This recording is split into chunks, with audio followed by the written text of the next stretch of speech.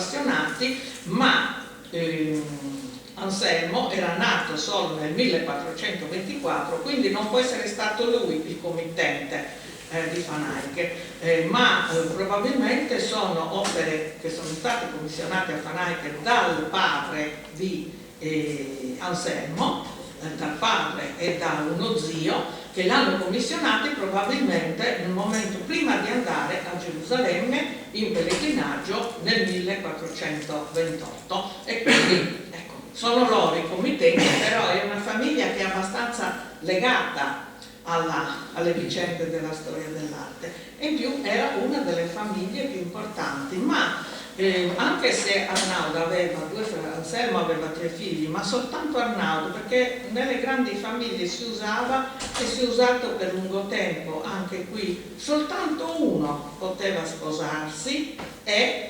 continuare la stirpe, solo che in certi casi le cose vanno diversamente da come pensano gli uomini. E questo succede, è successo tante volte anche qua in Liguria, e quindi gli altri dovevano diventare ecclesiastici oppure diventare uomini capitani d'arme, eccetera. E invece in questo caso si è sposato soltanto Arnaud, ma ha avuto soltanto la figlia Agnese. Quindi a un certo punto Agnese si è trovata a diventare erede di tutto il patrimonio della famiglia, e quindi avere nella società un ruolo di grande rilievo. C'era però un piccolo problema: Agnese a 15 anni era già vedova, era già stata sposata, si era sposata nel 1490 ed è rimasta vedova dopo neanche 6 mesi. A luglio del 91 era già vedova. Questo per una donna all'epoca era diciamo una diminuzione, per cui ha accettato perché questo è innegabile, ha accettato di sposare un marito non altrettanto ricco e importante, proprio perché era ormai vedova.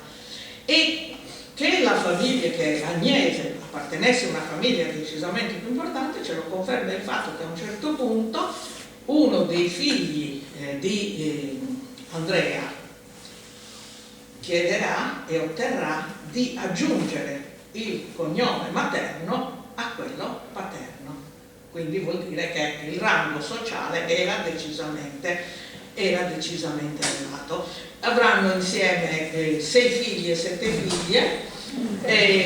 Agnese, come succedeva fin quasi a un secolo fa, muore poi prima di Andrea, morirà nel 1527, mentre Andrea vivrà fino al 1542. Si ritirerà dai suoi incarichi nel 1525, però proseguirà ancora la sua vita. Ecco, quindi questo è il quadro sociale in cui nasce quest'opera. Il suo significato è principalmente questo, cioè Andrea, partito da San Lorenzo, giovane e tutto sommato ancora di condizioni abbastanza modeste, a Bruges raggiunge l'apice della scala sociale sposando Agnese, e quindi il dipinto ha anche questo valore e si manda in patria una testimonianza della propria ascesa sociale. Quindi il matrimonio diventa un evento da rappresentare anche sul dipinto. Per questo il richiamo al matrimonio nella vetrata delle nozze di Cana, e quindi è una specie di omaggio, diciamo, alla patria di Andrea, ma è anche un manifesto di un ruolo sociale raggiunto. E questa è una cosa che succederà poi molto spesso. A me è capitato, questo è una cosa diversa, però mi fa piacere dirlo, perché fa capire la situazione. Una volta mi è capitato tanti anni fa di trovare a Rapallo uno stensore in argento alto 80 centimetri, grande così, uno stensore che non si capiva bene cosa fosse, poi l'abbiamo analizzato attentamente e aveva anche una scritta poi nel piede, ed è un argento realizzato a Palermo per una persona di Rapallo, da Gervasio Pesce, che si era trasferito a Palermo. A Palermo aveva fatto carriera, si era arricchito, era stato nominato barone, e allora al momento della nomina a barone ha voluto far vedere a Rapallo che cosa era diventato. Quindi è una cosa che si ripete nel tempo. D'altra parte, tutti quelli che emigrano e tornano dopo aver fatto, diciamo, fortuna, tra virgolette, la prima cosa che fanno, si fanno una bella casa nel posto da cui sono partiti. Quindi è proprio, dobbiamo leggerlo come scusate, torna a questo, un manifesto della ascesa sociale. Quindi voleva che i suoi compaesani capissero a che punto era arrivato. Senza questo inquadramento ci riesce difficile anche capire il dipinto, che tutto sommato tutt'oggi nella Chiesa è un po' come un fungo, è una cosa, chiunque entra vede che non è una cosa che appartenga alla nostra cultura, è una cosa totalmente diversa, proprio per questa, non soltanto per come è dipinto, ma per questa forma abbastanza particolare. Quindi questo è l'inquadramento storico. Ora vediamo la vicenda del dipinto. Per far realizzare il dipinto, la prima cosa, Andrea si è preoccupato di sistemare la cappella. La cappella, il matrimonio abbiamo visto del 1492, nel 1495 la cappella è già finita, c'è una lapide che è tuttora conservata e dice 1495 questa cappella è stata costruita, fabbricata, fuit, quindi proprio costruita nel 1495 da Andrea della Costa e dal presbitero dell'epoca, che si chiamava Lorenzo e che probabilmente era un lontano parente. Questi paesi, piccoli borghi, sono un po' tutti parenti, probabilmente il bisnonno era comune, ecco, i nonni erano fratelli. Questo lo dico perché nella lapide di Lorenzo sono citati il padre, il nonno e il bisnonno, mentre di Andrea sono citati solo il padre e il nonno, il che vuol dire che il bisnonno era comune. Ma interessante in questo caso, dicevo, allora abbiamo una prima lettura come vicende della vita di Sant'Andrea, una lettura importantissima in chiave cristologica, ma una lettura intermedia proprio che fa riferimento agli avvenimenti della vita ed è quasi un omaggio alle famiglie della sposa e dello sposo. Della sposa naturalmente le nozze di Cana, e lo stemma sullo sfondo ce lo richiama ancora più precisamente, ma probabilmente possiamo leggere un richiamo che non esclude gli altri ma che si aggiunge agli altri anche alla famiglia dello sposo, perché il nonno di Andrea si chiamava Lazzaro. Quindi sono riusciti a mettere insieme tutte queste cose, la storia di Sant'Andrea, il riferimento ai committenti, la lettura in chiave cristologica e la lettura ancora in chiave di salvezza della coppia e della umanità intera, perché abbiamo visto prima le due scene, Adamo ed Eva, dopo il peccato originale in sembianza di cadaveri, con un riferimento alla vita degli sposi, che attraverso anche la vita matrimoniale possono raggiungere una vita santa e possono arrivare alla salvezza loro e tutta l'umanità. Quindi è un dipinto di assoluta complessità. Dal punto di vista, noi riusciamo a leggerne ormai soltanto una piccola parte, però loro erano in grado di cogliere tutti questi, all'epoca erano in grado di cogliere tutte queste sfumature. E adesso veniamo anche alla vicenda critica del dipinto. Sapete, c'è questa scritta 1499, e gli studiosi, se non si litigano un po', non sono contenti. A qualcuno recentemente è venuta addirittura l'idea che questo 1499 sia da leggere come data di commissione, cosa assolutamente sbagliata, perché la scritta dice opus feci di fieri, quest'opera l'ha fatta fare, questa opera, questa è una cosa concreta, quindi non si può pensare che quella sia la data della commissione. Oltretutto, siccome il riferimento al matrimonio, che non era stato colto così bene fino al momento del restauro, perché quello stemmino là in cima si vedeva molto male,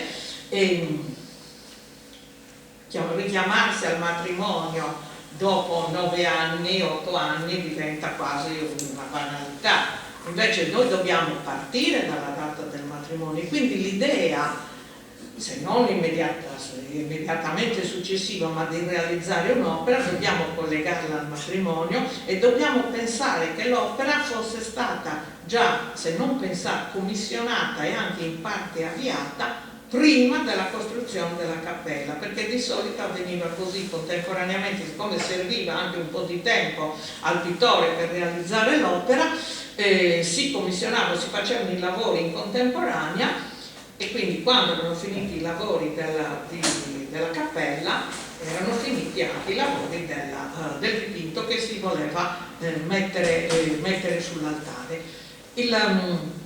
Quindi il 92, dal gennaio 92 possiamo andare un po' più avanti, il 95 sicuramente l'opera era in costruzione, ma è importante richiamarsi al matrimonio anche per capire la qualità dell'opera, ecco, perché il pittore a cui più si avvicina l'opera è certamente Hans Memling. Ma tutti si sono fermati, e ci dobbiamo fermare tutti, davanti al fatto che Hans Memling muore l'11 agosto del 1494. L'opera ha la data 1499, quindi davanti a questo ostacolo ci si è dovuti fermare. Se invece si recupera la storia all'indietro, si parte dal matrimonio, si tiene conto del fatto che la cappella era già costruita nel 1495, probabilmente ci sono state delle difficoltà, si arriva alla data di conclusione del 1499. E che sia la data di conclusione lo sappiamo anche da un'altra indicazione esterna. Il 7 maggio del 1500 la Curia di Genova concede il patronato alla famiglia della cappella. Allora, il patronato si concede o prima che i lavori siano fatti, quindi si dà il permesso di effettuare i lavori, o se no si dà il patronato alla conclusione dei lavori. Quindi questa data 7 maggio 1500 la possiamo prendere anche come data in cui il dipinto era ormai arrivato in Liguria. E quindi io credo che si debba così, per il momento, perché poi tutto è possibile, può darsi che vengano fuori dei documenti anche se è molto improbabile, ecco perché ci si è trovati davanti a questo ostacolo insormontabile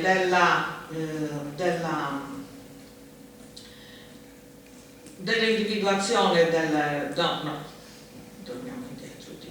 dell'individuazione del pittore, proprio perché quest'opera quasi sicuramente, e in questo non ci hanno aiutato neppure le riflettografie che si fanno. Ormai sapete si può indagare sullo strato sottostante alla pittura, e praticamente questo dipinto non ha un disegno preparatorio se no in alcuni punti della tavola centrale, che è quella anche più interessante dal punto di vista esecutivo. E allora si deve pensare proprio a una vicenda complessa di un'opera affidata a Memling. Questo lo dico anche perché abbiamo descritto la storia di Andrea, ma se voi foste stati un giovane che è arrivato a Bruges, è riuscito a sposare, sebbene vedova, la più ricca di Bruges, per fare un dipinto a chi vi sareste rivolti? Certamente al pittore più importante che in quel momento era in città, non a un pittore secondario. E proprio la morte, allora questa conclusione soltanto nel 1499 proprio trova spiegazione nel fatto che l'opera era nella bottega di Hans Memling, già cominciata, ma la morte di Memling ha interrotto l'esecuzione.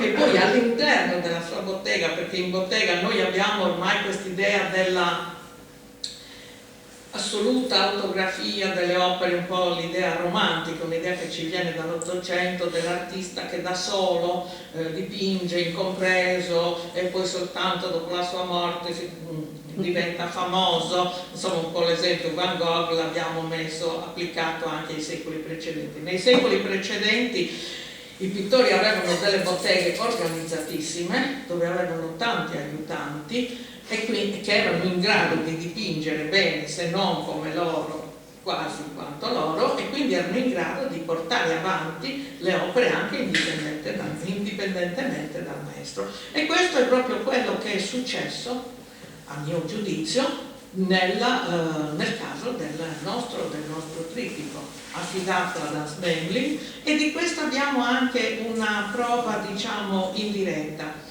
Esiste ancora a Bruges, nel Groningen Museo di Bruges, una piccola tavola che raffigura Sant'Andrea, e una tavola centinata, e agli angoli di questa tavola sono due stemmini di Andrea della Costa, il che vuol dire che Andrea della Costa era in rapporto con la bottega di Memling.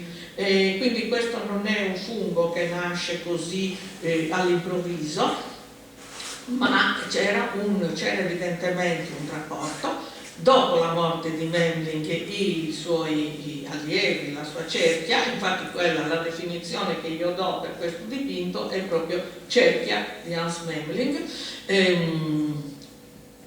e questa è l'ipotesi più probabile. C'è da dire ancora una cosa, perché poi questo dipinto lo studiamo noi italiani, perché in Italia lo studiano i belgi, perché è un'opera fiamminga, però gli studiosi belgi non hanno tenuto conto della tradizione che è rimasta qui in Liguria sul nome dell'autore. Ancora nell'Ottocento, perché poi la famiglia Costa ha continuato nei secoli, ancora nell'Ottocento nella famiglia si diceva che il quadro, questo lo riporta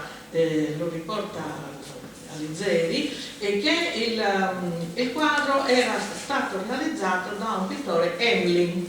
Ecco, a distanza di secoli era rimasto nella famiglia il ricordo. Emling è chiaramente una trasposizione errata di Memling, quindi anche questo ci porta a dirigerci verso Memling, verso la sua bottega, che è quella che ha completato il dipinto. Vediamo ancora un momento le nozze di Cana, che ha completato il dipinto dopo la sua morte. Fatica, non lo so, quanto fosse già impostato non lo possiamo sapere, però se noi prendiamo le opere più tarde di Memling siamo esattamente in quell'ambiente. D'altra parte non possiamo portarlo più avanti con quest'idea che il 1499 sia una data di commissione, perché il dipinto sia come impianto generale, sia come forma della cornice, non può andare nel Cinquecento e deve essere assolutamente stato realizzato e pensato ancora all'interno del Quattrocento, perché in quella cultura si inserisce bene, e nel Cinquecento, immediatamente dopo la morte di Memling, diverrà famoso a Bruges un pittore che era già attivo mentre Memling lavorava, però non riusciva a sfondare, è proprio Gerhard David, che qui per l'abbazia della Cervara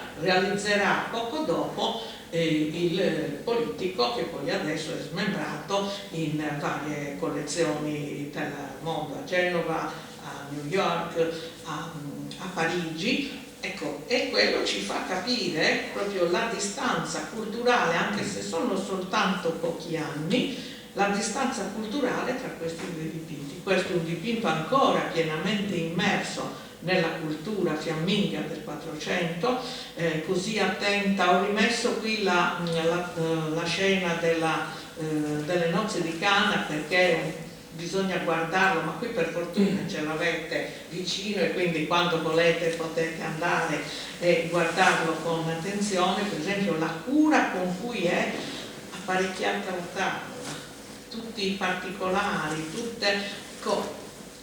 l'abbigliamento delle ancelle della sposa, cioè proprio quella cultura fiamminga che prende origine proprio da Van Eyck, di cui il nonno di Agnese possedeva 2 tavolette.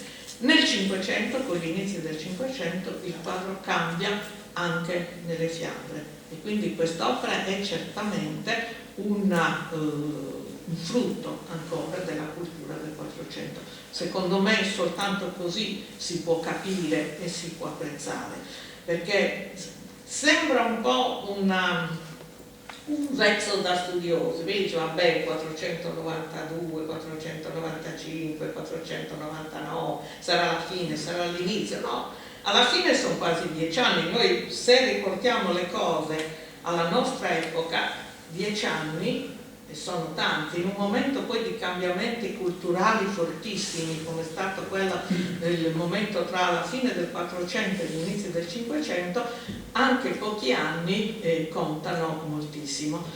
L'opera è arrivata qui e non si è mai spostata dalla chiesa. C'è stato un episodio nel 600, un discendente dei Costa a un certo punto aveva convinto il parroco a dargli il dipinto e a mettere in chiesa una coppia, cosa che è successa tante volte, ma la popolazione è insorta. Hanno informato il capitano di Rapallo, il capitano di Rapallo è stato chiamato dal Senato di Genova e insomma nel giro di un mese l'opera è dovuta tornare al suo posto, perché la sollevazione popolare è stata tale, ma soprattutto, non so, io avevo preparato questo libro anni fa, proprio quello che colpisce è la rapidità dell'intervento, perché nel giro di pochi giorni il capitano viene informato, il capitano informa Genova, il Senato prende dei provvedimenti e neanche nel giro di un mese la vicenda si risolve. E poi l'opera non ha più lasciato la chiesa e per fortuna è ancora lì in buon stato di conservazione. Io avevo seguito una ventina d'anni fa il restauro. Pensate che ancora tutta la cornice originale, le cerniere originali. Quando avevamo fatto il restauro perché si potessero muovere le ante avevamo studiato un'intelaiatura che sostenesse le ante, permettesse di muoverle senza che ci fosse carico sulle tavole stesse, che le cerniere avessero a deteriorarsi, e quindi è questa un'opera importantissima che è rimasta per fortuna qui. Un'altra opera altrettanto importante era quella della Cervara, a cui magari una volta dedicheremo una conversazione, che però per la chiusura dell'abbazia alla fine del Settecento è stata poi dispersa ed è stata ricostruita soltanto qualche anno fa in occasione di una mostra. Le tavole sono state tutte portate a Genova, il dipinto è stato virtualmente ricostruito anche con una ipotesi di incorniciatura. Ecco, e allora io vi invito a guardare questo dipinto, ma andare anche a Genova, alla Galleria di Palazzo Bianco, che delle 7 tavole ne conserva ben 4, quindi il grosso dell'opera è a Genova, e a confrontarle e vedere che differenza culturale c'è. Anzi, questa è una mia idea, che proprio siccome quest'opera il 7 maggio del 1500 era già qui, e l'opera di Gherard David è immediatamente successiva, che proprio vedendo diciamo, lo stridere di quest'opera nel contesto culturale nostro, Vincenzo Sauli si sia fatto venire l'idea di commissionare sì l'opera a Bruges ancora una volta al pittore Gherard David, che era subentrato come fama a Memling, ma di imporgli di realizzarlo secondo uno schema ligure, perché le tavole sono organizzate come in un polittico ligure. Quindi da Genova per Bruges è partito non soltanto la commissione, ma deve essere partito un disegno dettagliato con l'indicazione della cornice, l'indicazione delle misure delle tavole, e mi piace pensare che mentre a Bruges Gherard David realizzava le tavole, qui realizzavano la cornice, e nel momento in cui il dipinto, le tavole sono arrivate, si è dato così vita a questo unicum, perché le opere fiamminghe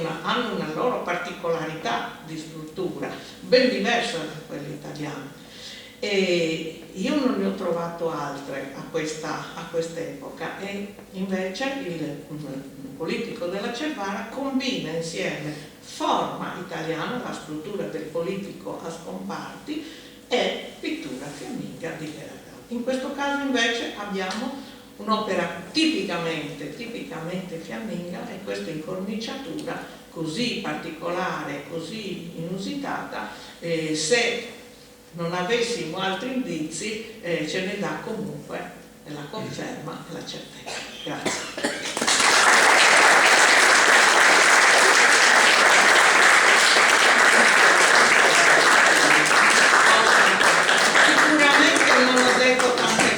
Perciò se avete delle domande sono pronta a rispondere.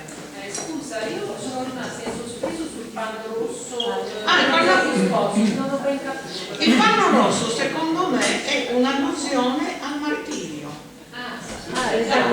Ecco. Allora, è martire, trionfa, ma è martire. E questo bellissimo, poi tra l'altro è un pezzo di pittura, ecco, notevole. E questo panno rosso è proprio dà il senso della tragedia che si è consumata. Non vediamo sul viso del martire, ma ricordiamo attraverso questo panno rosso.